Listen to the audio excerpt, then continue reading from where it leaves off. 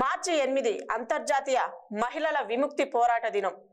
చరిత్రలో శ్రామిక మహిళలు శ్రమ దోపిడీకి, రాజ్య హింసకు వ్యతిరేకంగా చేసిన పోరాటాల ఫలితంగా మార్చి 8 స్త్రీలందరికీ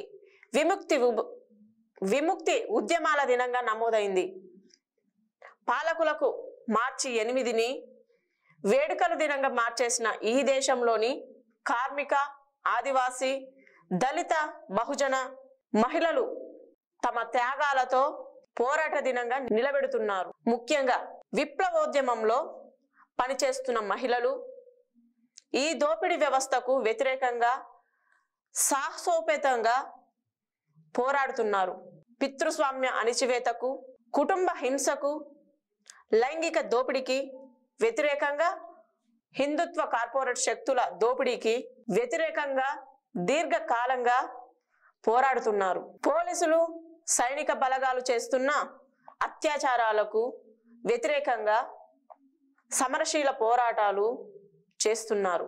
భారతదేశంలోనే అతిపెద్ద మహిళా ఉద్యమం విప్లవోద్యమ నాయకత్వంలో దశాబ్దాల తరబడి కొనసాగుతున్నది. ఈ పోరాటాల్లో వందలాదిగా మహిళలు తమ విలువైన ప్రాణాలు త్యాగం చేస్తున్నారు.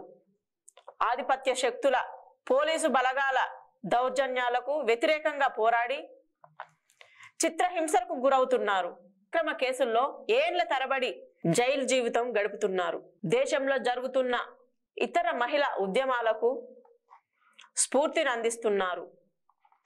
ఇందులో ఉన్నత విద్యావంతులైన మధ్యతరగతి మహిళల దగ్గర నుండి ఆదివాసీ, శ్రామిక, బహుజన మహిళలు దాకా అనేక రకాలుగా ఈ వ్యవస్థ వల్ల పీడితులైన మహిళలు ఉన్నారు. మహిళలు కేవలం తమ విముక్తి కోసమే కాక శ్రామిక వర్గ విముక్తిలో భాగంగా నూతన సమాజ నిర్మాణం కోసం విప్లవోద్యమంలో భాగమయ్యారు. అప్రజాస్వామిక, అనాగరిక, సనాతన భూస్వామ్య పీడనలకు, సామ్రాజ్యవాద దోపిడీ సంస్కృతులకు వ్యతిరేకంగా పోరాడే క్రమంలో ఈ సమాజాన్ని ప్రజాస్వామీకరించడానికి ప్రాణాలొడ్డి ఉద్యమిస్తున్నారు. తద్వారా సమాజంలో రాజకీయ స్వేచ్ఛకు, భావ ప్రకటన స్వేచ్ఛకు విప్లవ మహిళా ఉద్యమం దోహదం చేస్తున్నది. ఈ సందర్భంలో అన్ని రకాల నిషేధాలకు వ్యతిరేకంగా ప్రజాస్వామ్యం కోసం పోరాడాల్సి ఉంది. తెలంగాణలో 10 ఏళ్ల BRS ప్రభుత్వం మారాక ఇంతకాలానికి తిరిగి ప్రజాస్వామ్యం చర్చనీయాంశమవుతున్నది. తెలంగాణలో విప్లవోద్యమం ఆరంభమైనప్పటి నుంచి 3 తరాల మహిళలు విప్లవోద్యమంలో, ఇతర పోరాటాల్లో చర్చనీయాంశంగా చేసిందంతా ప్రజాస్వామ్య విలువల కోసమే. వాళ్ళ త్యాగాలన్నీ నిజమైన ప్రజాస్వామ్యం కోసమే. అలాంటి ప్రజాస్వామిక విలువలను గత 10 ఏళ్ల BRS ప్రభుత్వం ఘోరంగా కాలరాచింది. ప్రజలు మాట్లాడడానికి కూడా వీల్లేని స్థితిని కల్పించింది. ఈ మొత్తానికి CPI మావోయిస్టు మీద నిషేధాన్ని సాకు చేస్తున్నది. ఈ నిషేధ పార్టీతో సంబంధాలున్నాయని ఆరోపించి వేలాది మందిని ప్రభుత్వం చిత్రహింసలు పెట్టింది, అక్రమంగా అరెస్టులు చేసింది, జైలు పాలు చేసింది, వందలాది మందిని హత్య చేసింది. నిషేధిత ఉద్యమం అనే పేరుతో విప్లవోద్యమాన్ని నిర్మూలించడానికి కేంద్ర, రాష్ట్ర ప్రభుత్వాలు విప్లవకారులను వెంటాడి హత్య చేస్తున్నారు. ఎన్కౌంటర్లలో చనిపోయిన వారి మృతదేహాలను రక్త సంబంధీకులు కూడా తెచ్చుకోవడానికి వీళ్ళని నిర్బంధం అమలు చేస్తున్నారు. తమ పిల్లల, సహచరుల, బంధువుల మృతదేహాలకు గౌరవంగా అంత్యక్రియలు జరిపినందుకు విప్లవకారుల కుటుంబ సభ్యులు పోలీసుల నుంచి ఒత్తిడికి గురవుతున్నారు. అనేక కేసులను ఎదుర్కొంటున్నారు. అమరుల జ్ఞాపకార్థం స్తూపాలు కట్టుకోవడం, ప్రతి ఏటా స్మారక దినం జరుపుకోవడం కూడా నేరమైపోయింది. నిషేధిత పార్టీ కార్యకర్తలైనంత మాత్రాన వెంటాడి హత్య చేస్తారా? గౌరవంగా వారికి అంత్యక్రియలు నిర్వహించడం నేరమవుతుందా? స్తూపాలు కట్టుకోవడం, సంస్మరణ సభలు జరుపుకోవడం చట్ట వ్యతిరేక కార్యక్రమం అవుతుందా? అని అమరుల కుటుంబ సభ్యులు మొదటి నుంచి ప్రశ్నిస్తున్నారు. నిషేధాల పేరుతో ఈ ఆకృత్యాలకు పాల్పడుతున్నందువల్ల రాజకీయ సంస్థల మీద నిషేధాలు ఎత్తేయాలని అమరుల బంధుమిత్రుల సంఘం మొదటి నుంచి డిమాండ్ చేస్తున్నది. మావోయిస్టు పార్టీ మీద నిషేధం, కన్న తల్లుల దుఃఖం మీద నిషేధం, విప్లవకారులైన తమ పిల్లల గురించి చెప్పుకోవడానికి వీల్లేదనే మానవ సంబంధాల మీద నిషేధం, చనిపోయిన పిల్లల సహచరుల తల్లిదండ్రుల జ్ఞాపకాలు తలపోసుకోవడం మీద నిషేధం. ఇది రాజ్యాంగంలోని రాజకీయ స్వేచ్ఛకే కాదు, మానవతకు వ్యతిరేకం, నాగరికతకు వ్యతిరేకం. అత్యున్నత మానవీయ సంస్కృతి కోసం, ప్రజాస్వామిక విలువల కోసం విప్లవకారులు చేసిన త్యాగాల్లోంచి, తల్లిదండ్రుల జీవన సహచరుల కన్నీటిలోంచి పుట్టిన అమరుల బంధుమిత్రుల సంఘమని అమరుల బంధుమిత్రుల సంఘం అన్ని రకాల నిషేధాలను, అణచివేతలను వ్యతిరేకిస్తూ వచ్చింది. ఈ క్రమంలో తెలంగాణలో మరో 15 ప్రజా సంఘాలతో పాటు అమరుల బంధుమిత్రుల సంఘాన్ని కేసీఆర్ ప్రభుత్వం నిషేధించినప్పుడు ఏబిఎంఎస్ కోర్టుకు వెళ్ళి న్యాయ పోరాటం చేసింది.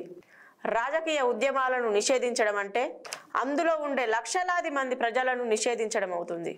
వాళ్లకు తమ కుటుంబాలతో ఉన్న క్రూరమైన హింస, తమ కుటుంబాలతో ఉన్న రక్త సంబంధాలను నిషేధించడమే. తల్లిదండ్రులని, బిడ్డలని, తోడబుట్టిన వాళ్ళని, బంధువులనే మానవ సంబంధాలను నిషేధించడం అత్యంత క్రూరమైన హింస. రక్త సంబంధీకుల పట్ల ప్రేమలను, ఆప్యాయతలను రాజకీయ నిషేధం రద్దు చేస్తుంది. రాజకీయాల్లో చర్చలు, ప్రకటనలు, విధానాలు మాత్రమే ఉండాలి. ఏ రాజకీయాలు సరైనవో ఎంచుకునే స్వేచ్ఛ ప్రజలకు ఉండాలి. అదే ప్రజాస్వామ్యం అనిపించుకుంటుంది. కానీ పాలకులు నిషేధం పేరుతో మాట్లాడే గొంతులు నొక్కేస్తున్నారు. ఈ స్థితిని ప్రశ్నించిన మేధావులను, ప్రజా సంఘాల కార్యకర్తలను, అమరుల కుటుంబ సభ్యులను యుఏపిఏ చట్టం కింద నిర్బంధిస్తున్నారు. వందలాది మంది మీద కేసులు నమోదు చేశారు.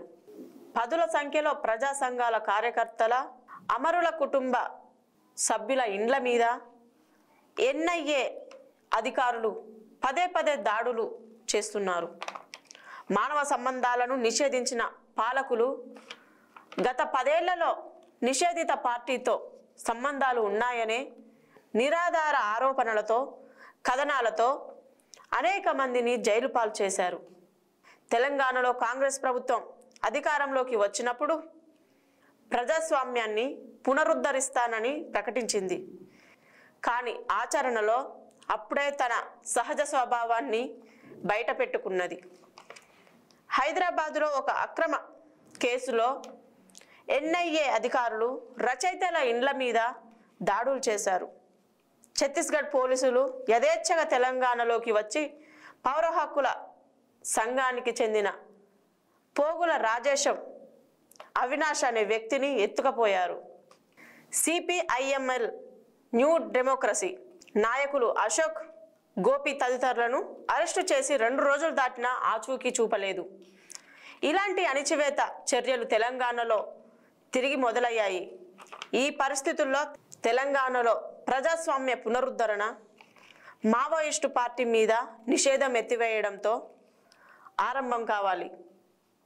నిషేధానికి కారణమైన తెలంగాణ ప్రజా భద్రత చట్టాన్ని రద్దు చేయాలని, తెలంగాణలో గత ప్రభుత్వం పెట్టిన యుఏపిఎల్ కేసులన్నీ ఎత్తివేయాలని, తిరిగి యుఏపిఏ కేసులు పెట్టమనే హామీ ఇవ్వాలని ఉద్యమించాల్సి ఉన్నది. ప్రజాస్వామ్య హక్కుల కోసం, విలువల కోసం, మానవీయ సమాజం కోసం కుటుంబాలను, పిల్లలను వదిలి విప్లవంలో పనిచేసి అమరులైన మహిళా అమరుల స్మృతిలో